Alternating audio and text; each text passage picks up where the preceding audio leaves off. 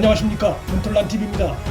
10일 아침 윤석열 총장과 장관 추미애의 전투력을 날카롭게 비교 분석한 칼럼이 등장해 주목을 끕니다. 이초로 중앙일보 칼럼니스트는 이날 아침 글에서 장관 추미애의 판사 경험은 10년 남짓이라며 30년 가까운 검사 생활을 하고 있는 윤 총장의 법리적으로 대적할 상대가 못 된다는 점을 우회 지적하면서 글을 풀어나갔습니다. 윤 총장은 널리 알려진 대로 30년 가까운 검사 생활을 했고 적지 않은 시간을 특수부 검사로 굵직굵직한 대형 사건을 수사한 경험이 있는 인물입니다. 이 칼럼은 추미애가 판사 생활보다 긴 25년을 정치판에서 보냈다며 윤 총장을 쫓아내기 위해 법리가 아닌 정치판에서 키운 정치적 근육만 마구 사용하며 무리수를 거듭했다고 꼬집었습니다.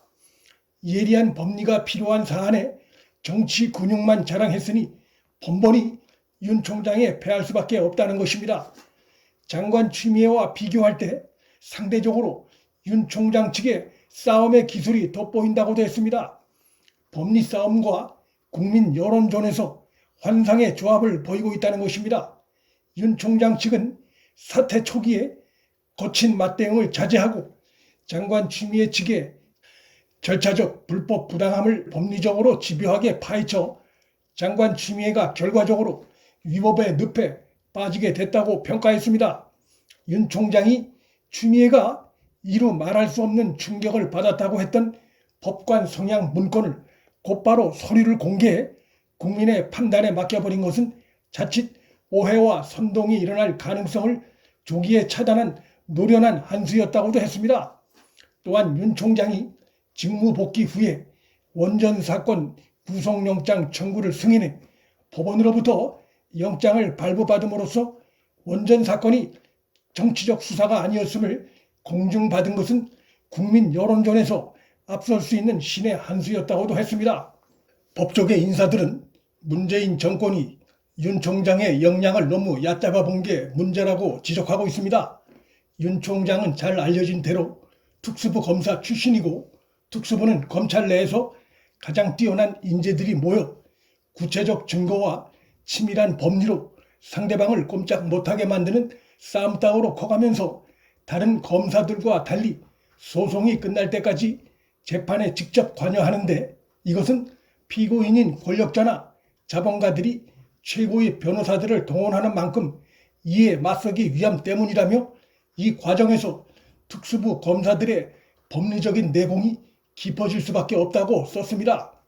칼럼은 윤 총장과 장관 추미애 주변 참모들의 역량도 예리하게 비교 분석해 눈길을 끌었습니다.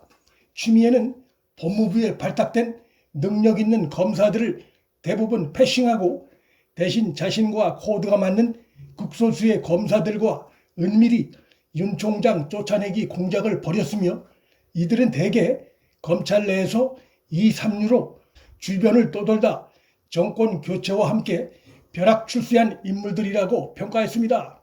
그러다 보니 법리보다는 충성심과 진영 논리로 똘똘 뭉쳐 무작정 밀어붙이다 보니 곳곳에 허점투성이가 드러나고 있습니다. 이와 정반대로 윤 총장은 자신의 중앙지검장 승진 발탁에 대해 인사의 적법 절차를 어겼다는 글을 올리고 옷을 벗었던 이완규 전 검사를 자신의 변호인으로 선임했습니다. 윤 총장이 자신과 악연이 깊은 이완규 변호사와 손잡은 것은 그가 검찰청법과 형사소송법에 가장 밝기 때문이었다며 주변 참모에서도 윤 총장과 추미애의 전투력이 큰 차이가 남을 강조했습니다. 윤 총장의 변호인인 이완규 변호사는 직권남용죄에 관한 한 국내 최고의 이론가로 꼽힙니다. 바로 이 덕분에 윤 총장은 연일 장관 추미애를 향해 날카로운 연타를 퍼부으며 장관 추미애와 그 사단을 그렇게 상태로 몰아넣고 있습니다.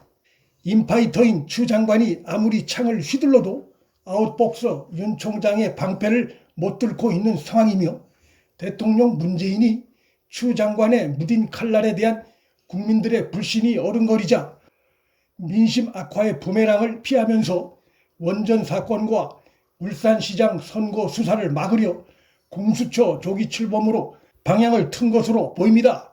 그러나 공수처가 만능의 보검이 될지는 의문입니다.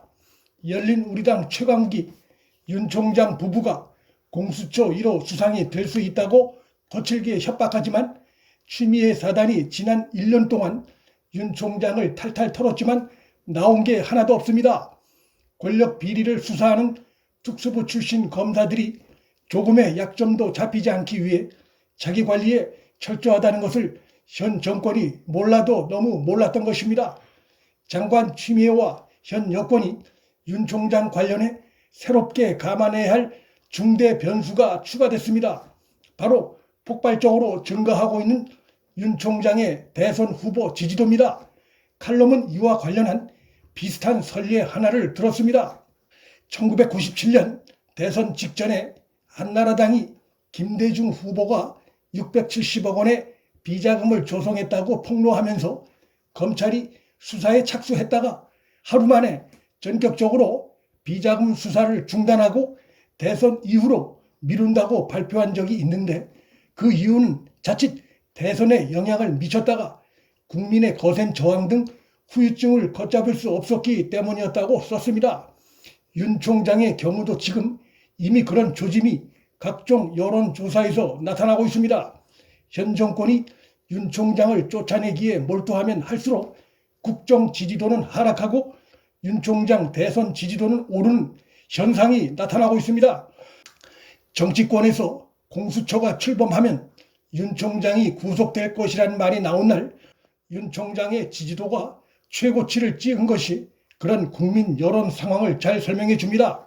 문재인 정권은 윤석열, 김계와 공수처라는 두 개의 칼을 휘두르며 정치적 도박에 나섰지만 성공할지는 미지수입니다.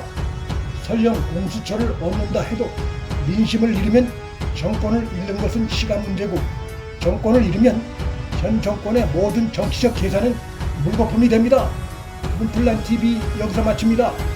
구독과 좋아요, 방송 공유는 방송 제작에 큰 힘이 됩니다. 시청해 주셔서 감사합니다.